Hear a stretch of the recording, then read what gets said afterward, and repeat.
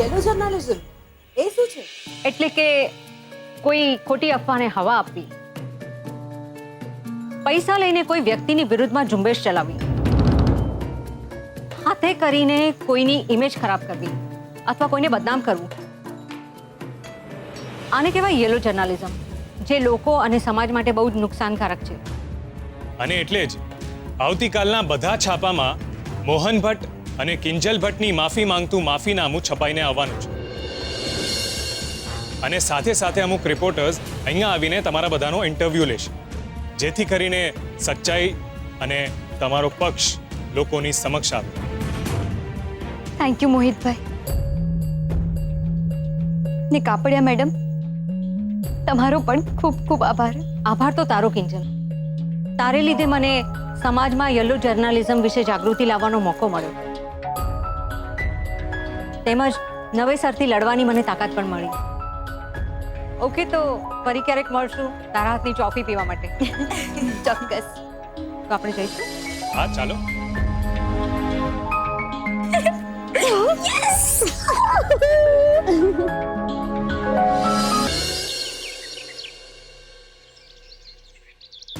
નમસ્તે. હવે અમે લોકો છીએ મોહન ભટ્ટના ઘરે અને મારી સાથે છે એમની દીકરી કિંજલ ભટ્ટ અને ઇન્સ્પેક્ટર રાણા, જે કાલના છાપાની હેડલાઇનમાં હતા. પણ કિંજલ ભટ્ટનું કંઈક અલગ જ કહેવું છે, તો આવો આપણે કિંજલ ભટ્ટ પાસેથી જાણીએ એમની વાત, આજની રજૂઆત. તો બોલો કિંજલબેન, કાલની હેડલાઇન વિશે તમારું શું કહેવું છે? મારું બસ એટલું જ કહેવું છે કે છાપામાં જે કંઈ પણ છપાયું છે એની સાથે હું સહમત નથી. દર્શક મિત્રો, અત્યારે હું મારા ભાઈ સમા ઇન્સ્પેક્ટર રાણા સાથે બેઠી છું અને હું તમને એ ઘટના વિશે જણાવવા માંગુ છું જે હકીકતમાં બની હતી. સૌથી પહેલા તો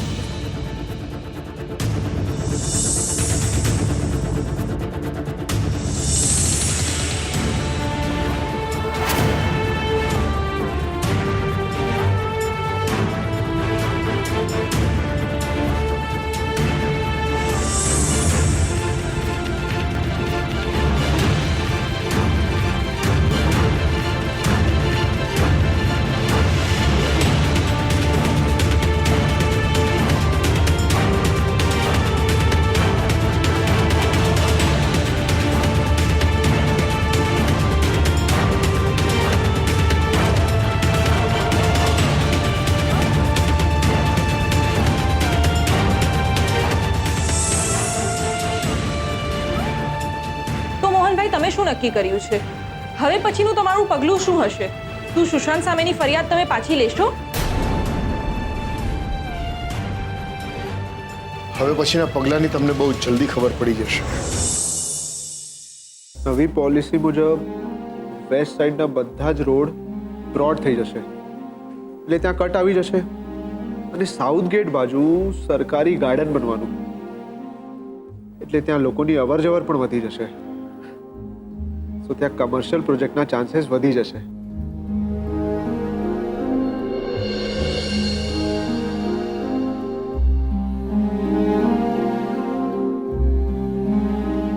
Time for a coffee break. અરે અંકલ, તમે? Yes. અંકલ, ગઈકાલે ગવર્મેન્ટે રિયલ એસ્ટેટ સેક્ટર માટે એક નવી પોલિસી ડિક્લેર કરી છે. તો બસ એ જ જોતો હતો કે આ પોલિસી થકી આપણા બિઝનેસમાં વધુથી વધુ ફાયદો કેવી રીતે થઈ શકે. Good. Impressed. બેટા, આ જોઈને મને ખૂબ જ આનંદ થાય છે કે હવે તારું ફોકસ માત્ર ને માત્ર આપણા કામ પર અને આપણા બિઝનેસમાં વધુ છે. ભૂખ્યા પેટે નહીં. આઈ એમ સોરી અંકલ, પણ આ નવી પોલિસીના પોઈન્ટ્સ લખવામાં ધ્યાન જ ના રહ્યું અને કોફી પડી રહી. બેટા, આમ જોવા જઈએ તો મને ગમ્યું પણ ખરું, હા. કારણ કે શું છે કે મને જે પણ અપેક્ષા મારા રૂપેશ પાસેથી હતી ને, મારી બધી જ અપેક્ષા તું પૂરી કરી રહ્યો છે. થેન્ક યુ બેટા, થેન્ક યુ વેરી મચ. અરે નાના અંકલ, તમે શું કામ થેન્ક યુ બોલો છો? આ તો મારું કામ છે અને ફ્રીમાં થોડો કરું છું. તમે સેલરી આપો છો અંકલ. બરાબર છે, પણ ઘણા એવા લોકો છે જે સેલેરી લઈને પણ કામ નથી કરતા, જ્યારે તું આ દિવસ રાત કામ કરીને આપણી કંપનીને વધારે ફાયદો કઈ રીતે થાય એ જુએ છે. અને યસ, ખાસ કરીને પેલા ગાયત્રી નગરના પ્રોજેક્ટ માટે તે જે રાઘવ દાસનું નામ સજેસ્ટ કર્યું ને, ખરેખર મને બહુ ગમ્યું. Very good suggestion. અરે એ માણસ તો એવો છે ને કે આપણે દિવસને રાત કહીશું ને તો એ પણ દિવસને રાત છે ના રાગડા તાણા કરશે. અને પૈસાની લાલચમાં આપણે જે પણ વાત કહીશું ને એમાં હાય હા કરે રાખશે. Good suggestion. હા બેટા, તે એમની પાસે પેલું એગ્રીમેન્ટ તો સાઈન કરાવી લીધું ને? હા અંકલ. બસ તો બેટા, હવે જોઈએ રાજ, જે રીતે કૂતરાને આપણે આમ બિસ્કિટ નાખી અને કૂતરો કેવો આપણી આજુબાજુ આમ પૂંછડી પટપટાવતો ફર્યા કરે, કેવો લાળ પાડતો હોય છે, બસ એ જ રીતે રાઘવ દાસને પણ હવે લાળ ટપકાવતા આપણે જોઈ રાખશું.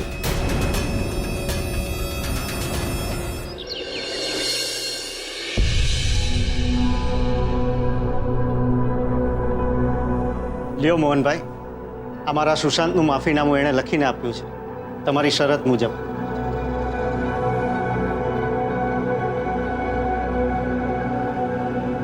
કિંજલ બેટા, જી પપ્પા. લે મોટેથી વાંચ એટલે બધાને સંભળાય. જી.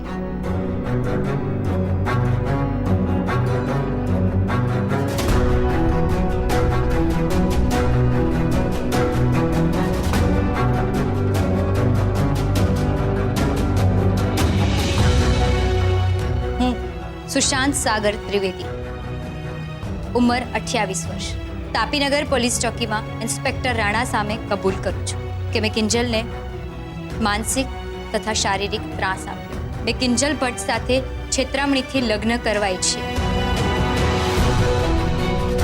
ને જ્યારે હું એમાં સફળ ના થયો ત્યારે કિંજલને ફોન કરીને ત્રાસ આપવાનું શરૂ કર્યું. ચહેરા પર કાળી શાહી નાખી.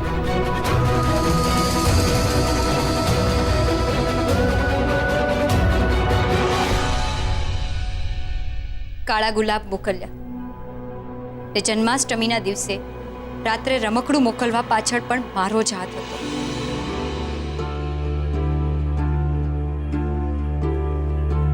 જેથી કરીને હું કિંજલને માનસિક રીતે હેરાન કરી શકું.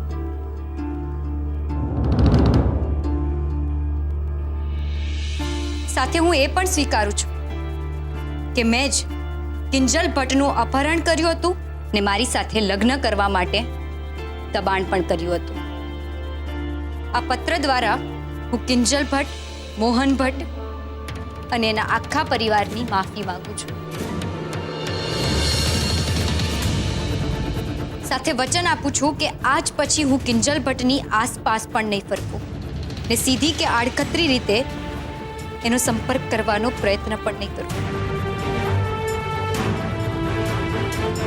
હું ભટ્ટ પરિવાર અને કિંજલનો આભારી છું કે આટલું થયા પછી પણ મારા ભવિષ્યનો વિચાર કરતા મને માફી આપવાનો નિર્ણય લીધો.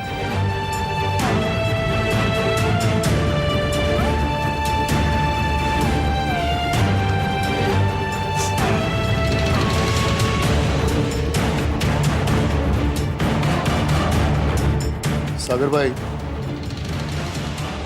માફીનામું તો બરાબર છે, પણ આ સુશાંતે જ લખ્યું છે એનો પુરાવો શું? મોહનભાઈ, સુશાંત જ્યારે માફીનામું લખી રહ્યો હતો ને એનું મેં વિડીયો રેકોર્ડિંગ કર્યું છે. આ પેન ડ્રાઈવમાં છે. બ્રજકુમાર,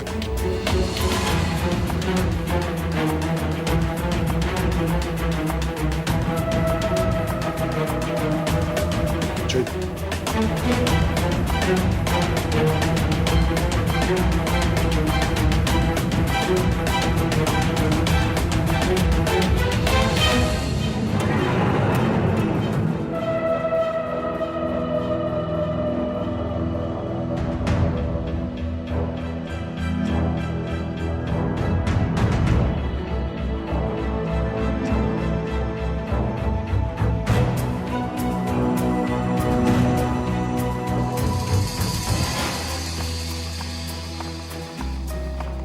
ઠીક છે. સાગરભાઈ, મારી પહેલી શરત તો બરાબર છે, પણ બીજી શરતો શું? અદા, મારી બીજી શરતનું શું? મોહન, તારી બીજી શરત બહુ અઘરી છે, પણ પંચ હોવાની નાતે એ પંચની જવાબદારી છે કે નાતની બેન દીકરી આબરૂ જળવાઈ રહે. એની હારે કોઈ રમત કરે તો પંચ અને નાત બાર મૂકતા જરા પણ અચકાશે નહીં. હું પ્રેમજી કિશનચંદ ભટ્ટ આજથી અત્યારથી જ રાઘવ ભટ્ટ, રાહુલ ભટ્ટ અને ભવાની ભટ્ટને નાત બાર મૂકું છું.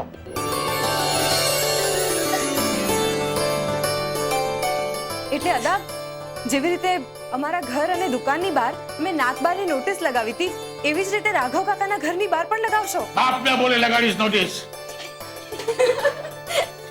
અદા, આપનો ખૂબ ખૂબ આભાર. અરે આભાર બાભાર તો સમજ્યા મોહન બેટા, પણ તારી જેમ મેં પણ એક શરત સાગરભાઈ પાસે મૂકેલી. સાગરભાઈ, આપણી શરતનું પાલન કરો ભાઈ. હા દા, હાલો મોહનભાઈ, ચેક 3 લાખનો તમારા માટે. 3 લાખનો ચેક? અદા, નહીં, હું સમજાવું છું. તમે આ આખો મામલો ઘર મેળે પતાવી દીધો. જો કોર્ટમાં ગયા હોત તો સાગરભાઈને 3 લાખનો ખર્ચો તો થયો જ હોત ને. સાહેબ, નહીં મોહન, મને ખબર છે કે તું ના પાડવાનો છો. અરે બેટા, આ તારી આબરૂની કિંમત નથી, તારા હકના પૈસા છે. આ ઇન્જેક્શનની એમને જરૂર છે. આ પછી હવે પોતાના દીકરાની લગામ ખેંચી રાખશે. મોહન, લઈ લેજે. ચાલો ભાઈ, હું તો ચાલ્યો હવે રાઘવના ઘરે નોટિસ લગાડવા. તમે છોડ્યું, પોલીસ ચોકીએ જાઓ, ફરિયાદ પાછી લઈ લેજો. ચાલો નીકળો. અદા, જમવાનું અહીંયા જ રાખવાનું છે. હો, એ તો ના પડી તો અહીંયા જ આવીશ. તરસ શું લાગે છે? નાત બાર કેટલા માણસોના ઘરે જમવા જઈશ? હાલો સાગરભાઈ, નીકળે. ચાલો ઘરે. જય માતાજી. જય માતાજી અદા. હાલો. મીરા, આ મંદિરમાં મૂકી દે. સારા કામ આપી દઈશું.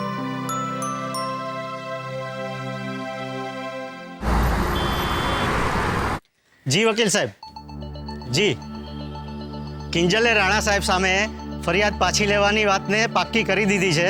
તમે સુશાંતને છોડાવવાના પેપર લઈને જલ્દી આવી જાઓ. ઓકે. સાગર અંકલ, મેં સુશાંત વિરુદ્ધ ફરિયાદ પાછી લેવાની હા તો પાડી દીધી છે, પણ તમારે પણ સુશાંતને સમજાવી દેવો પડશે કે આજ પછી સુશાંત ક્યારે પણ મારો સંપર્ક કરવાનો પ્રયત્ન ના કરે. તું ચિંતા નહીં કર બેટા, હું ગેરંટી લઉં છું. એણે પણ લખીને તો આપ્યું જ છે ને. એટલે ધરપત રાખજે, સુશાંત આજ પછી ડિરેક્ટ કે ઇનડિરેક્ટ કોઈ પણ રીતે તારો સંપર્ક નહીં કરે. ને છતાં જો સુશાંત એની લિમિટ ક્રોસ કરીને કિંજલના જીવનમાં નવા ડખા ઊભા કર્યા છે ને, તો કાયદો એની રીતની સજા કરશે ને ભીમજી અદા એમની રીતની. મેં કહ્યું ને, મારા શબ્દ પર વિશ્વાસ રાખો. ને કિંજલ બેટા, થેન્ક યુ બેટા.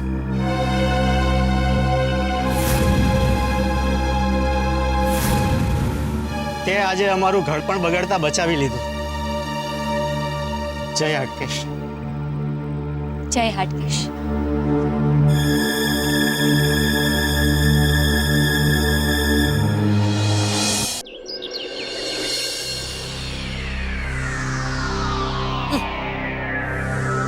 ફોન મચડીને આંગળા દુખી ગયા પૈસા.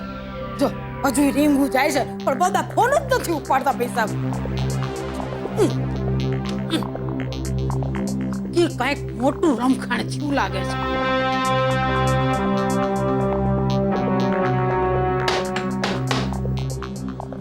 એ સરોજ આવી બા. અરે આવી નહીં, જલ્દી ગુડા ને. જા, હદા આવા લાગે છે. જલ્દી બાયણું ખોલ, અને હદા હોય ને તો માથે ઢાંકી લેજે પાછું. જા જલ્દી. અરે અદા, જય માતાજી. જય માતાજી સરોજ બહુ. બા જ કહેતા હતા તમે જશો. તબિયત તો સારી ને? સારી છે. આવો આવો.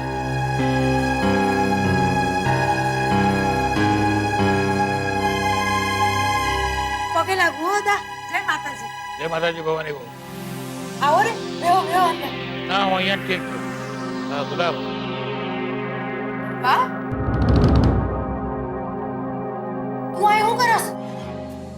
જી પગલે આવ્યો છું ને ઈ જ પગલે દુકાન ભેગીનો થઈ જાજે. તારો ટાટિયો મને મારા ઘરમાં નો જોઈએ. જા બાકી ઓદાને મેં હાચવી લેશું. કાં હતા? ભવાની બહુ ગુલાબ મારી સાથે આવ્યો છે. એ ક્યાં જશે ને ક્યારે જશે ને એ હું નક્કી કરીશ. સમજી ગયા? મને એની મદદની જરૂર છે. કોની? આ ગલબાની? એ બધી પંચાયત છોડો ભવાની બહુ. રાઘવ અને રાહુલે તો બોલાવો. મારે એમની સાથે અગત્યની વાત કરવી છે. અગત્યની વાત તો મારે તમારા ભેળા કરવી છે. ઓદા પિંજોડીનું તો જુઓ કેવું છાપામાં જઈગું છે પૈસા. રે ડોબી આ માથે જ ખોડાયેલી રહીશ. મહેમાન આવ્યા હોય ત્યારે પાણી બાણી સરભરા કરવાની કે પછી સંસ્કાર ભૂલી ગઈ કે ગરમીની ભેડા ભેડા બાષ્પીભવન થઈ ગયું અંતુય. અદા પાણી લાવ. ના સરોજ બહુ મારે પાણી નથી પીવું. આ ઘરના માટલાનું પાણી પણ હવે મારાથી નહીં પીવાય. હાય હાય કેમ અદા? હું તો માટલું રોજ વિછડીને જ ભરું છું. મેલું નથી. બેટા માટલું વિછળવાથી માણસના મનના મેલ વિસરાઈ જતા હોત ને તો નાતને કોઈને નાત બાર મૂકવાનો નિર્ણય લેવો ના પડત. ગુલાબ પાછી સંભળાવ શું લખ્યું છે. ન્યાદ બાર થયાની જાહેર સૂચના. આજ રોજ તારીખ 26 સપ્ટેમ્બર 2018 ની સવારે રાઘવ ભટ્ટ અને એના પૂરા પરિવારને ન્યાદ બાર કરવામાં આવેલા છે. જે કોઈ પણ એમની સાથે વાટકી વ્યવહાર રાખશે એમને પણ ન્યાદ બાર કરવામાં આવશે. એની ખાસ નોંધ લેવી. આદેશ અનુસાર આજ પછી આ ઘરનું પાણી કોઈ પીશે નહીં. કોઈ વાટકી વ્યવહાર થશે નહીં. કોઈ તમારા ઘરનો ઉમરો ઓળખશે નહીં. કોઈ પોતાની દીકરી તમારા ઘરમાં દેશે નહીં કે તમારા ઘરની દીકરી કોઈ લેશે નહીં. તમને આજથી અત્યારથી જ દાંત બાર કરવામાં આવે છે. અને આ સમય દરમિયાન જો રાઘવને કે ભવાની બહુને કઈ થઈ જાય તો નાતની સ્નાન સૂતકનો સંબંધ નહીં રાખે. એ મારી માવડી અદા આ તમે શું બોલી રહ્યા છો? અરે કોઈ પણ જાતના ગુના વગર આ દંડ શેનો ફટકારો છો? દાદા તમે બોલા છો કાઈ સમજતા જ નથી. અદા નક્કી નક્કી તારા શેઠનું જ કારસ્તાન છે. અરે આ બધી જ રામાયણ તમે મોહનિયાના ઘરે પેલા ગયા ને એટલે થઈ છે. આવી ગયો અદા મોહનિયો આવી ગયો. કરી મેલી તમારી કાનકો પર. એટલે નાતને તમે કાચા કાનની માનો છો ભવાની બહુ? ના સાહેબ મારું કહેવાનું એવું નથી પણ આ તો મોહનિયાને તમે નાત પર કર્યો તો ને એટલે ગણી ગણીને બદલો લઈ ગયો છે. જુઓ ભવાની બહુ નાતને આંખ કાન અને અક્કલ પણ છે. એ કોઈ ચડાવ ધનેડું નથી તો કોઈ ચડાવે એટલે ચડી જાય. પણ અદા નાતનો કોપ ઉતારવાનું કારણ મને તો નથી દેખાતું. તો ભવાની બહુ તમારી આંખ જઈને કોઈ સારા ડોક્ટરને દેખાડો. તમે કિંજલ સાથે જે રમત માંડી હતી ને એની નાતને ખબર છે. રાઘવ ને રાહુલે ભેગા મળીને કિંજલને સુશાંતને પરણાવવાનું જે કાવતરું કર્યું હતું ને એ ગુના બદલ તમને આ સજા કરવામાં આવે છે. અરે પણ અદા ચૂપ ભવાની બહુ એકદમ ચૂપ. અને શું મૂર્ખ સમજો છો? અમેરિકા જવાના સપનાની બાબતમાં મને ખબર નથી એમ? આ બધી વાતની મને જાણ છે ખબર છે તમને? અરે ઉપરથી જો કિંજલ અમેરિકા જતી રહે પરણીને તો આપોઆપ દુકાનનો ગલ્લો તો તમારા દીકરા પાસે જ આવવાનો છે ને.